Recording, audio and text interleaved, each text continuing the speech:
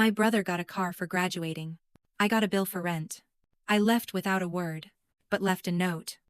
I left the house at 5:17 a.m. with a canvas duffel bag, a notebook wrapped in rubber bands, and a dull ache behind my eyes from not sleeping. It was a Tuesday. Quiet. Overcast. Cold enough to see my breath, but not cold enough to stop me. The silence wasn't new. It was the same silence I had grown up in, the kind that looks like peace from the outside, but feels like glass under your feet. That morning, the living room still smelled faintly of Sunday's champagne. The crystal glasses were drying by the sink. The box of Reese's car keys, ribbon and all, still sat on the hallway table next to the orchid. My mother had ordered just for the occasion. I didn't touch it. I just placed a folded sheet of paper next to it and walked out. My footsteps, the only sound I allowed myself to make. My name is Ivani Gregg. I'm 23 years old. I live in San Diego. And I used to believe that family meant protection. I believed it so deeply that I ignored every warning sign, every cracked smile and conditional gesture. Every time I was told I should be more like Reese. I believed it when I was 14, and Reese got into trouble for crashing Dad's Jeep. But I was the one grounded for not keeping him in check. I believed it when I was 16, and my college savings account suddenly dropped by half, with no explanation, other than Dad shrugging and saying investments were volatile. I believed it when I was 19, and started working 2 part-time jobs while attending night school. And my mother smiled and said, "That's what builds character." Meanwhile, Reese's tuition, apartment, and summer abroad were covered without question. He was the one who made the family proud. I was the one who never needed much. Or so they told themselves. I studied architecture not because I wanted to design skyscrapers, but because I was fascinated by how people make homes out of fractured places. My favorite project in school was a low-income community shelter built around garden courtyards and shared kitchens. I got a B+, not because the design was wrong, but because the professor said it lacked ambition. I disagreed silently. I thought keeping people safe was the highest ambition of all. But I never learned how to keep myself safe from people who smile while they strip you bare. The Sunday before I left was Reese's graduation party. My parents had rented a rooftop space with catering, a string quartet, and gold-foiled invitations. I showed up on time, stayed quiet, and took photos for the family album because no one thought to hire a photographer. I wasn't mentioned in any of the speeches, even though I was the one who edited Reese's grad school applications and helped him prep for his mock interviews when he was panicking at midnight. I didn't say anything. I hadn't said anything for a long time. The next day, as I cleared away the dessert trays and stacked dishes in the garage sink, Dad called me into the living room and handed me an envelope. Inside was a typed statement requesting that I begin paying $850 in monthly rent, effective immediately. The note explained that, since I was no longer in school full-time and had chosen a freelance path, it was time I learned the realities of adult life. I stared at the paper, then looked at Dad. He didn't flinch. My mother nodded in quiet agreement from the arm of the couch, where she sat, sipping the last of the champagne.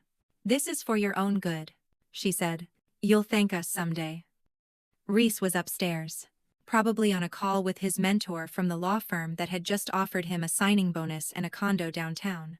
He didn't know what was happening. Or maybe he did. I didn't ask. I folded the letter carefully and placed it back in the envelope. I didn't scream or cry or throw anything. I just smiled and asked if I could have until the weekend to gather my things. Dad said, "Sure. Take your time. This isn't punishment, Ivani. It's growth." That night, I lay awake in my room, tracing the ceiling's hairline crack with my eyes. I thought about how many meals I had cooked, how many bills I had helped pay with my freelance checks, how many times I had shrunk my presence to fit into a space that didn't want me full-sized. I thought about the architectural plans I had drawn for strangers' homes, open kitchens, soft light, flexible spaces, and realized I had never been offered those things in my own. I started writing, not a goodbye letter. A ledger. I itemized everything I had contributed over the years, not in dollars, though I could have. I wrote it in moments, in effort, in worth. The note I left on the table didn't say goodbye. It said, "I'm done." Underneath it, I placed a printed sketch of a home with no front gate and no locks on the inside. I had designed it for a community housing initiative last winter. But now it felt like something else entirely. It felt like a map out. I didn't cry when I left. That surprised me. I had always imagined that if I ever walked away from that house, from that version of family, I'd break down halfway up the street. But when I stepped onto the 612A M commuter bus headed downtown, all I felt was a strange stillness, like something heavy had been lifted but hadn't quite floated away yet. I paid in cash and sat by the window. My phone was in airplane mode. I knew what would happen once they realized I was gone. There would be panic first, then offense, then the inevitable spin. Avani is being dramatic. She's always been difficult. She didn't appreciate everything we did for her. I could already hear the words forming in my mother's voice.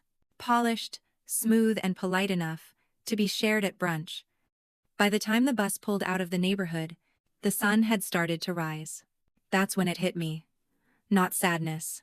Not even anger, but a quiet sense of detachment. Like I had walked out of a movie I had been forced to sit through for 23 years and suddenly remembered I could choose a different story. I had no long-term plan. No backup apartment. No job waiting. What I had was a small savings account, a battered laptop filled with architectural drawings, and a gut feeling that staying would have cost me more than leaving ever could. That felt like enough for now. I texted Marisol once I reached the city.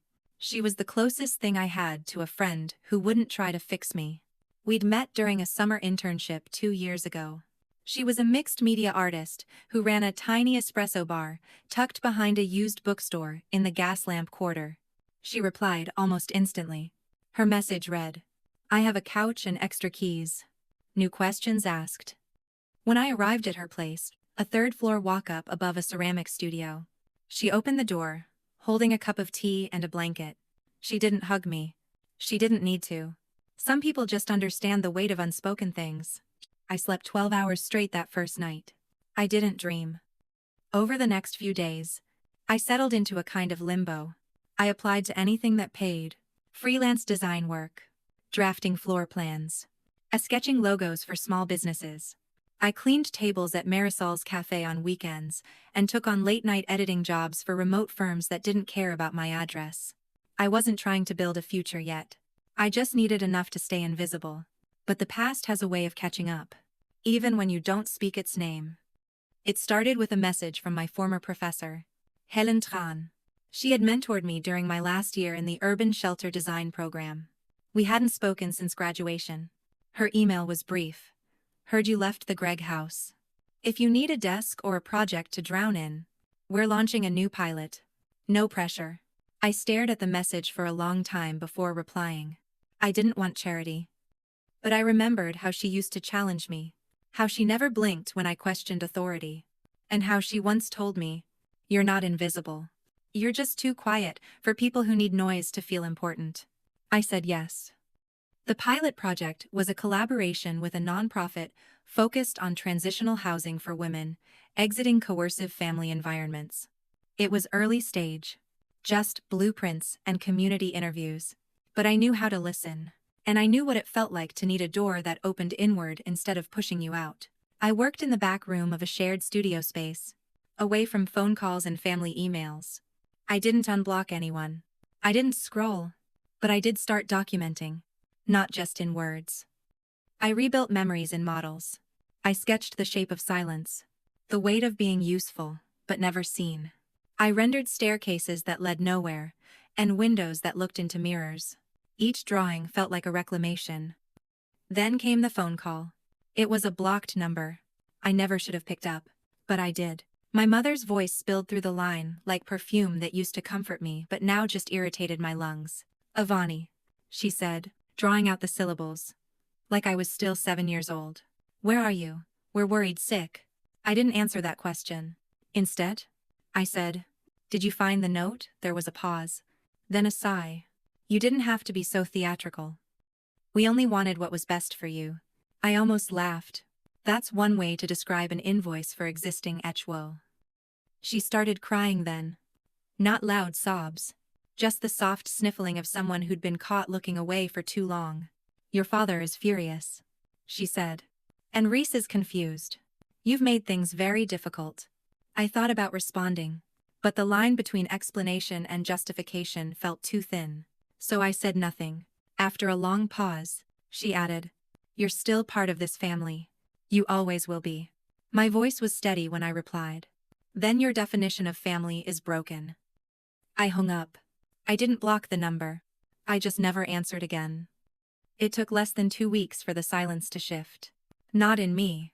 I had learned how to live in silence, but in the people who had always used mine as their shield. First came the string of emails from my father, each one written like a legal memo, void of emotion, and layered in passive-aggressive professionalism. "We understand your decision to leave. Though it was not handled with maturity. Your absence has created confusion and discomfort in the household. If you would like to settle the outstanding rent in a structured way, we are open to discussion." I didn't reply. I didn't open the attachments. I knew they were spreadsheets. Attempts to translate guilt into columns and currency. As if love had ever been a transaction I'd agreed to. Then came the letters from Reese. Handwritten. Oddly enough, I received the first one folded neatly inside a delivery box. Marisol handed me with a raised eyebrow. "It's from your brother," she said, gently placing it on the table without asking. I waited until the shop closed that night to read it. His handwriting was still annoyingly perfect. 4 pages of familiar guilt dressed in concern. He said he missed me. He said he didn't understand what had gone wrong. He said the car wasn't that important, and he would have traded it for one more Sunday dinner with both of us laughing. I had to stop reading halfway through. Not because I didn't believe he meant it, but because I knew he didn't understand the difference between nostalgia and healing. The first lets you miss what never really worked. The second makes you see clearly why it never did. That weekend, Helen invited me to a project walkthrough in a part of town where the sidewalks cracked from tree roots and houses leaned from age and neglect. We were visiting a lot designated for a community-led tiny home initiative. She handed me a hard hat and said, "Don't get inspired. Get honest." That was Helen's way. No flattery. No emocional fluff. Just directness that came from years of watching talented people get erased in boardrooms and design reviews. We stood on uneven ground as she explained the budget, the pushback from zoning officials, the need for plans that were practical and human. "You've lived this," she said, not unkindly, "so draw like it matters." That night, I stayed up until 2 a.m., sketching a layout that was small but modular, a space that could shift depending on who needed, what privacy for some, openness for others. I printed it and pinned it above the fold-out bed where I slept. A few days later, I got a text from an unknown number. The preview read, "Check your account. Might be a mistake." I almost didn't open it, but something made me swipe. It was a screenshot of a banking dashboard showing a transfer from Gregg Family Trust into a new education-linked account. The name on the beneficiary line was mine. I blinked. Then, reread it, twice.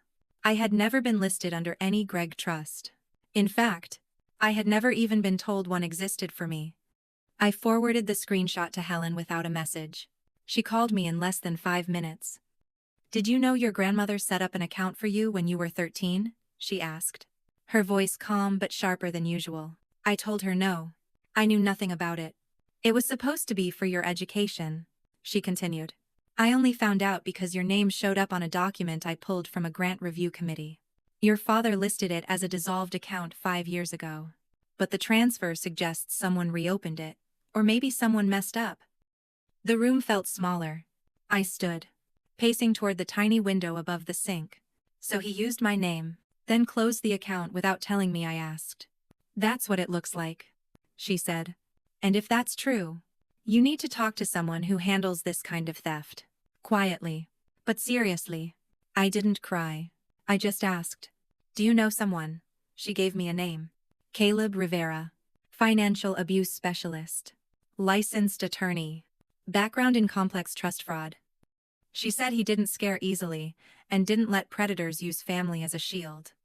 The next day, I met him at a co-working space he used for consultations. He looked younger than I expected, but his questions were precise. He asked for documents, screen captures, timelines, names. I handed over everything I had and apologized for how messy it was. He shook his head and said, "You'd be surprised how often people your age come in with cleaner records than their parents." We spoke for an hour.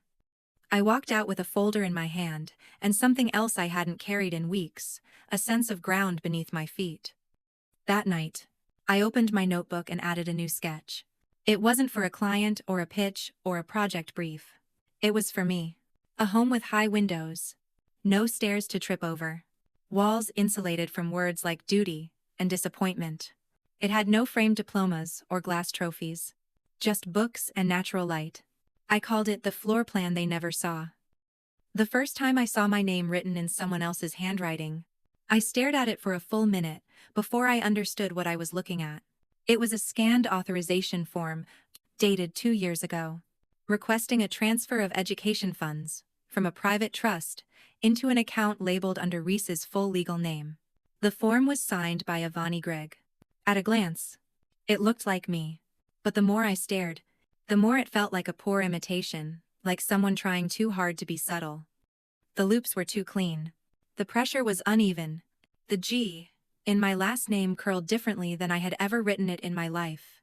I remembered, suddenly, the way Reese used to mimic my signature as a party trick when we were teenagers, laughing as he forged permission slips just to see if anyone would notice.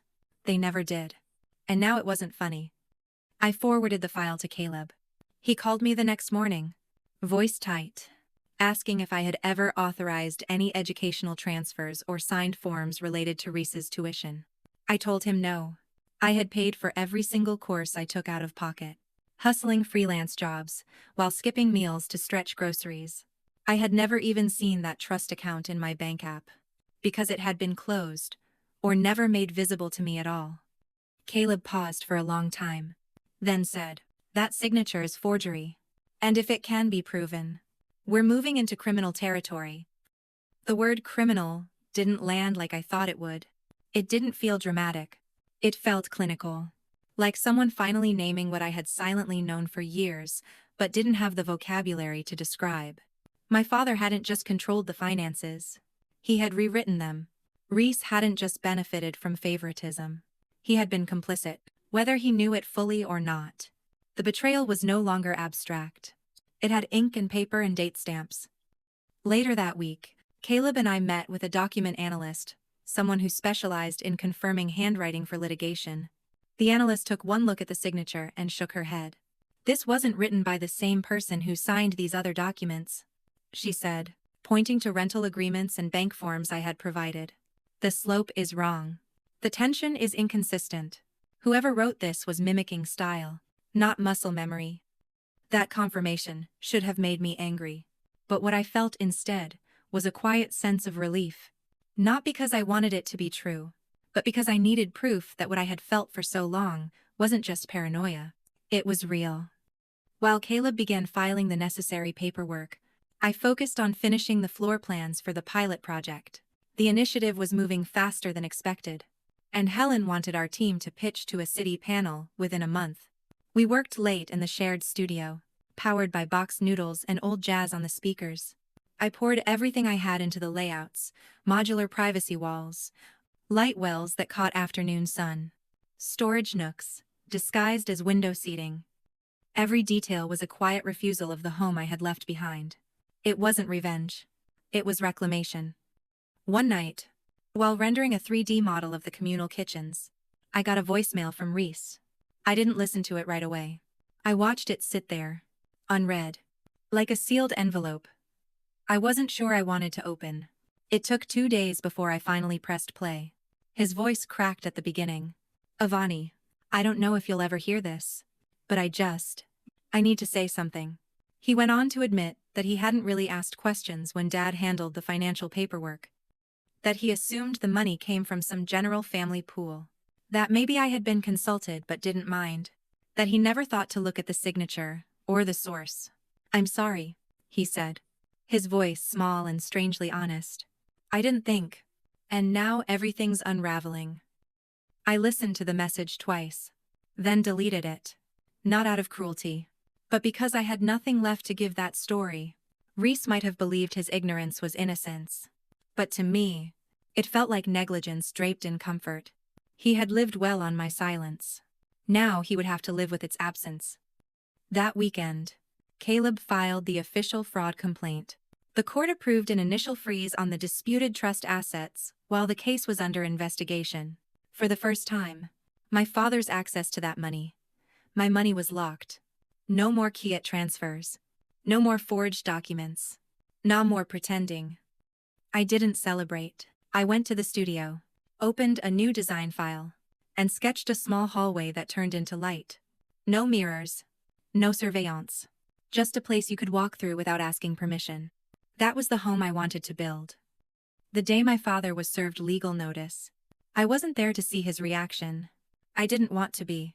Caleb said it happened around 2:45 the afternoon, just after a routine meeting with the city's planning commission. He had likely just walked out of a room where he was praised for his foresight and legacy, only to be handed a file detailing how he had mishandled a trust left in my name and committed multiple counts of financial misrepresentation. I imagined him standing there in his tailored suit. Expression unreadable. Jaw tight, like it always was when things slipped out of his control.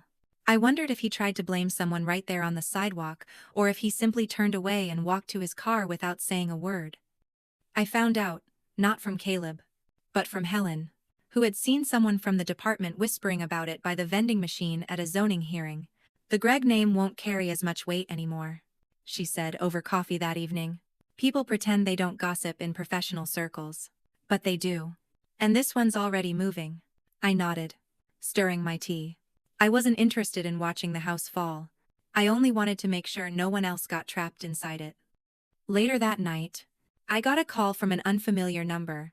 I almost didn't pick up, but something told me it wasn't a stranger. When I answered, I heard my mother's voice, quiet and too calm to be casual. "Avani," she said. "I think we need to talk." I waited. She continued. "Your father's been very difficult. Since the papers arrived, he says you've ruined everything." I let the words settle for a moment before asking, "Do you think I ruined anything?" "Mom," she paused, then said, "I think you finally made it impossible for him to pretend." Her voice cracked slightly. "And I should have done that a long time ago." We agreed to meet at a diner halfway between her house and my part of the city. When I arrived, she was already seated at a booth by the window, hands wrapped tightly around a lukewarm cup of coffee. She looked smaller than I remembered. Not physically, but in presence, like someone who had finally stopped performing. She smiled when she saw me, but it didn't reach her eyes. "I brought something," she said, reaching into her purse and pulling out a manila folder. "I don't know if it helps, but I found these in the filing cabinet. Your father always kept locked." I opened the folder slowly. Inside were copies of letters from my grandmother typed and handwritten addressed to me. Most never mailed. There were birthday cards, updates on her health, notes about trust documents, and details about properties I had never even heard of. Some of them were marked with red ink, of things my father had circled or underlined.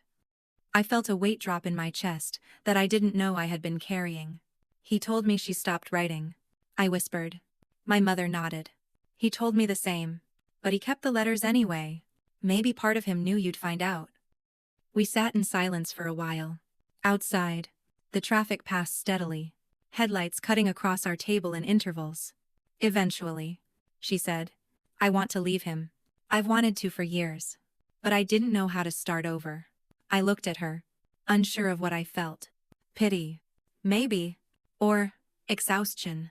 "You could have protected me," I said, voice even. "You didn't have to stop him, but you could have stood next to me, just once." She nodded slowly. "I know, and I'm sorry. I was afraid." And he was good at making me think fear was safety. When I got home that night, I placed the letters in the top drawer of my desk and locked it. Not because I wanted to hide them, but because I finally had something worth protecting. Caleb called the next morning with an update. "Your father's legal team is in damage control mode. They're offering informal settlement discussions before formal hearings begin." I asked what that meant. "It means they're scared," he replied. "And it means you have more power than you think." By the end of that week, The Planning Commission quietly removed my father from several key projects, citing ethical considerations.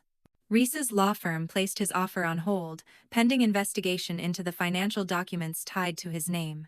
None of it felt like revenge. It felt like truth finally catching up to the narrative they had worked so hard to control. And I wasn't even pushing. I was just standing still long enough for everything they built on silence to collapse under its own weight. That weekend, I visited the pilot site. The first unit was halfway framed, beams up, and insulation stacked nearby. I walked through what would become the kitchen and imagined someone putting on tea. Someone different than me, but familiar enough to understand that healing doesn't come from confrontation. It comes from construction. Quiet. Careful. Piece by piece. 3 days after my father lost his final corporate board position, Reese showed up at the community cafe where I sometimes worked on weekends. I saw him through the front window before he came in, standing near the bike rack, with his hands stuffed deep in his coat pockets. Like a kid who didn't know what to do with his guilt. He looked tired in a way that went beyond sleep. I had seen him clean-cut and camera-ready for years. Always polished. Always positioned just right for the next handshake or family photo. Now he looked like someone who had stopped pretending. I almost didn't let him come in. But Marisol was the one who unlocked the door. She gave me a look before disappearing to the back. Silent but close, if I needed her. He ordered black coffee and didn't touch it. We sat at a side table near the window. He waited for me to speak. But I didn't. I wasn't there to make it easier. Eventually, he said. I didn't know it would get this far. I kept my face still. You didn't know what? Exactly. He glanced down. That the account was yours. That Dad would actually get caught. That it would fall apart so fast. I wanted to tell him that things don't fall apart suddenly. They rot quietly for years, while everyone agrees not to smell it. Then one day, the floor gives way. I didn't forge the signature, he added. I should have asked more questions. But I didn't. I just let it happen. I nodded once. That's not the part I'm most angry about. He looked up, confused. Then what is? I leaned back slightly, measuring my words. You watched me struggle. You watched me work 2 jobs. Sleep in borrowed rooms. I skipped dinner so I could afford software. And you never once asked why. You thought I chose this. You thought I liked being small. The silence between us filled the entire room. He looked away. Then back. I thought if I just kept winning, eventually, I could share it with you. Make it up to you. I almost smiled at how naive that sounded. You don't make up for theft by offering to split the reward. He nodded. Then pulled something from his bag. It was a check. A personal one. Signed in his own name. It's not all of it. But it's a start. I want to pay you back. Properly. I didn't reach for it. Keep it, I said. Give it to Mom. She's going to need it more than I do. His shoulders dropped. You really think I can't make it right? I shook my head slowly. I think you need to figure out what right even means without Dad telling you. He left the cafe quietly. No grand apologies. No dramatic monologue. Just a boy walking out of a room where the story wasn't about him anymore. I didn't feel triumphant. I just felt like the air had cleared. The following Monday, I got an update from Caleb. The fraud complaint had triggered a broader investigation into the Gregg estate, including property holdings and tax records that had never been fully disclosed. The trust wasn't the only financial vehicle my father had manipulated. There were property deeds altered after my grandmother passed, agreements signed under duress, and a disturbing number of overlapping power of attorney documents filed within weeks of her illness worsening. Caleb asked if I wanted to join a civil suit with 2 of my extended relatives who had also been written out of expected inheritances. I told him I'd think about it. Part of me wanted to fight publicly, but the larger part of me just wanted to focus on something that wasn't about taking back, but about building forward. That night, I went to the framing site again. The shell of the first home was up. No drywall yet, but the outline was there. I ran my hand along the wooden beams and closed my eyes, imagining a woman with 2 kids standing in the doorway, gaze in Hans, knowing this space was hers, not loaned, not conditional, not held above her like leverage, just hers. I thought about my mother then, about how many women of her generation were told that being safe meant being silent, That compliance was the cost of stability. That discomfort was just part of the package. She called the next day. She didn't ask for updates. She didn't ask for permission. She just said, "I filed the papers. Divorce. Finally." Her voice didn't shake. "I'm staying at Aunt Lila's for now. She has a pull-out couch and good air conditioning. It's enough." Then she added, "I found your sketchbook. The one from high school. The one with the house that didn't have any doors on the back." I smiled even though she couldn't see it. "You always knew, didn't you?" she asked. "That it wasn't a house meant to keep people in." I didn't answer right away. I just said, "It was a way out." That's all I ever needed. 2 months after filing the legal complaint, I stopped checking for updates every day. Not because I didn't care what happened next, but because I had finally accepted that justice, real justice, rarely arrives on our schedule. It doesn't knock at your door with clean hands and a bow tied around it. Sometimes it limps in, scratched and delayed, wearing paperwork and exhaustion. And sometimes it shows up quietly, in the form of space. Space to breathe, to work, to exist, without being watched for weakness. By then, the pilot homes were nearly finished. The crew worked 6 days a week, mostly volunteers, mostly women. I spent every afternoon there, answering questions about insulation materials, checking angles, redrawing thresholds. I started keeping a notebook not for blueprints, but for things I noticed: how women instinctively checked where the windows faced, how they touched the walls with a kind of disbelief, how their kids ran into rooms like they were claiming land. That was the part I hadn't drawn on paper. The claiming. The quiet way people make a space their own. Not because it was given, but because it stopped asking them to earn it. One Friday afternoon, I stood in the middle of the fourth unit, still missing drywall but already holding shape. Helen walked in behind me, clipboard in hand, smudged from dust and coffee rings. She tapped the frame lightly and said, "You know what I've learned watching you." I looked at her. "Waiting. You don't fight like they do. They punch walls. You redraw them." I smiled. "I used to think quiet was weakness." She nodded. "It's not. It's strategy." That night, I got an email from Caleb. The estate review was expanding. More inconsistencies had surfaced: paper trails that showed money being moved out of shell accounts years earlier, just months after my grandmother's hospitalization. Most of the documents were in my father's name, but a few had Reese's signature on them too. Real this time, not forged. Caleb said it wasn't enough for criminal conviction yet, but the pressure was mounting. "They're circling," he wrote. "He'll try to settle before it breaks wider." I stared at the screen for a long time. Not because I doubted what to do, but because I finally understood what it meant to not need the money. Power wasn't in recovering every dollar. It was in no longer being defined by it. The next morning, Marisol found me sketching in the cafe window seat. She brought over 2 cappuccinos and slid into the chair across from me without asking. "You're thinking about leaving, aren't you?" I looked up, surprised. "Leaving what?" She tilted her head. "This. The lawsuit? The fight. You already got what you came for." I nodded slowly. "I got freedom." She raised an eyebrow. "Then, what's the hesitation?" I tapped the pencil against the table. "It doesn't feel finished yet." Marisol took a sip of her drink. Watching me.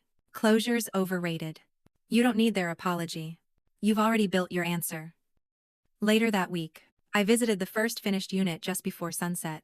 The woman who would be moving in, a single mom with a 6-year-old daughter, was standing in the front yard with a bag of second-hand kitchen tools in one hand and a small potted plant in the other. I introduced myself, offered a quick walkthrough, and watched her daughter twirl in the middle of the empty living room like it was a castle. At the end, the woman turned to me and said, "It doesn't look like much from the outside, but inside, it feels like mine." I smiled and said, "That's all I ever wanted to design." That same night, Reese called again. I let it go to voicemail. This time, he didn't apologize or explain. He just said, "You were always the one who saw through things. I'm sorry it took losing everything for me to see what you meant." Then he paused. "I'm leaving Dad's firm. Starting over. For real this time." I believed him. Not because I trusted him completely, But because his voice didn't sound like it was rehearsed anymore, people don't change when they're forced.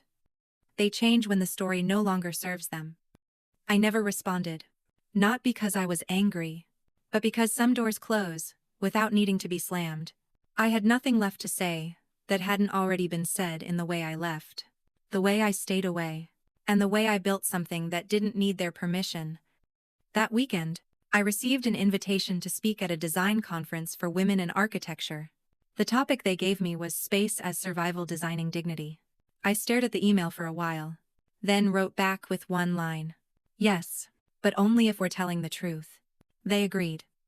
The morning of the conference, I stood in front of the mirror longer than usual, not because I was worried about how I looked, but because it felt strange to be stepping into a room, not as the invisible daughter, not as the girl who disappeared, but as someone whose voice had weight. I wore a navy suit. I had thrifted and tailored myself. Plain, but structured. The kind of thing that didn't beg for attention, but couldn't be ignored either. Helen met me outside the venue with a folder in one hand and a warm croissant in the other. Eat, she said. You're about to teach a room full of people how to design for survival. You need sugar. The auditorium was packed, not glamorous, just full. Students, architects, nonprofit workers, and a few women I recognized from quiet corners of the building world, women who had been talked over, written off, or thanked privately, but never publicly. The host introduced me as a visionary architect and advocate for trauma-informed design, which felt too large for the small projects I had helped lead. But I didn't correct her. I stepped to the mic and looked out at the room, took a breath, and began. I didn't grow up in a violent home. I grew up in a quiet one where harm didn't leave bruises. It left balance sheets, where love came with conditions, and safety was something you only noticed when it disappeared. I left that house at 23. I didn't run. I walked. I didn't scream. I drafted a letter. I didn't break windows. I built walls that protected strangers better than the ones I had lived behind my whole life. They didn't interrupt. No shifting. No coughs. Just listening. So I kept going. I talked about the trust account, the forgery, the rent invoice disguised as a lesson. I talked about how space shapes belief, how architecture can either confine or liberate, and how most family harm doesn't happen in back alleys, but in kitchens with granite countertops and the smell of lemon polish in the air. Then I showed the photos, the pilot homes, the blueprints for flexible corners and widened thresholds. I said, this is what happens when we stop designing to impress and start designing to protect. Afterward, a woman waited until everyone else had left before approaching me. She looked about 40, carried a cracked leather bag, and had the kind of tired eyes I recognized immediately. My daughter's in a situation, she said. She doesn't call it abuse, because there's no shouting, but she's starting to shrink. I see it in her posture, in the way she folds her shoulders when she walks into a room. Can you help? I wrote down the name of our legal referral team and told her, we build homes, but more importantly, we hold doors open. That night, Caleb called with a final update. The settlement had been accepted. My father agreed to surrender all claim to the remaining assets of the trust, submit a written confession for financial misconduct, and step down permanently from any city-affiliated committees. In exchange, the charges would be resolved privately, with no public trial. Caleb asked if I was satisfied. I thought about it for a moment, then answered honestly. I didn't want punishment. I wanted proof. And now I have it. 2 days later, I returned to the house where I grew up, not to reclaim anything, but to deliver something. My mother had requested we meet there one last time. The house was mostly empty, furniture boxed, walls stripped of family photos. It felt like a stage after the curtain had fallen. In the dining room, where we had once toasted Reese's future, she handed me a deed transfer. It's yours now. Legally. The house. I didn't take it. I don't want it. She looked surprised. You're entitled. It's part of the restitution. I shook my head. It was never mine, and it never felt like home. Instead, I handed her a proposal. It outlined a partnership between our nonprofit and a regional housing coalition. The plan was simple. Convert the Gregg house into transitional housing for young adults aging out of the foster system, with wraparound services and dignity-first design. She read it silently, then said, "That's bold." I smiled. No bolder than building a childhood on silence. We walked through the empty rooms together. One last time. In the hallway, I saw the notch in the doorframe where my height had been marked in pencil each year until it wasn't B. In the corner of the kitchen, the tiles I once repaired myself with glue because no one else noticed they were cracked. In the garage, a dusty box labeled Ivani's school stuff next to Reese's golf clubs in padded leather. These weren't memories. They were markers of a life unacknowledged. And I was done carrying them. Before I left, I placed the original sketch of the open house, the one with no rear exits and no locks on the kitchen counter. I didn't leave a note this time. It wasn't needed. The house would speak for itself soon enough. 6 months after the settlement, the first residents moved into what was once the Gregg house. We didn't announce it with a ribbon cutting or camera crews. We didn't post it on social media or turn it into a press opportunity. Instead, we simply opened the front door and let the silence speak for itself. The house had been renovated lightly. Fresh paint, clean light fixtures, updated bathrooms, and a kitchen stocked with mismatched plates, donated by people who believed that shared meals mattered. The layout was left mostly intact, because I wanted the walls to remember what had been said in them, and what would no longer be said again. We named the program Threshold. The idea was simple. A space for young people who had aged out of the foster system or left coercive family structures with nowhere else to go. Not a shelter. Not an institution. Just a place to stop being in survival mode. They'd stay for up to 1 year, rent-free, while they worked, studied, or figured things out. Every room had a locked drawer for valuables, blackout curtains, and a whiteboard for boundaries. Notes like, "Please knock first," or "Don't ask questions before coffee." It didn't solve everything, but it changed something, and that was enough to start. Reese never visited the house. Not even after I emailed him the project brief. He replied once, saying he respected the decision, but didn't think he was ready to walk back through those walls. I understood. Not all healing happens in shared places. Some happen quietly, in apartments across town, where people try to learn how to cook without remembering which meals were used as weapons. The last I heard, he was working for a small firm that handled housing claims. No promotions. No headlines. Just work. Just effort. And for once, I hoped that was enough for him. My mother began volunteering with Threshold in small ways: meal prep, weekend gardening, helping one of the residents learn how to sew curtains from old fabric. She never asked for credit.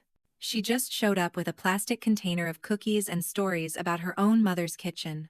I didn't forgive everything overnight, but I stopped resenting the parts of her that were too afraid to fight earlier. Some people don't grow teeth. They grow roots. And sometimes those roots find new ground long after the storm. Caleb reached out in early spring with one final offer.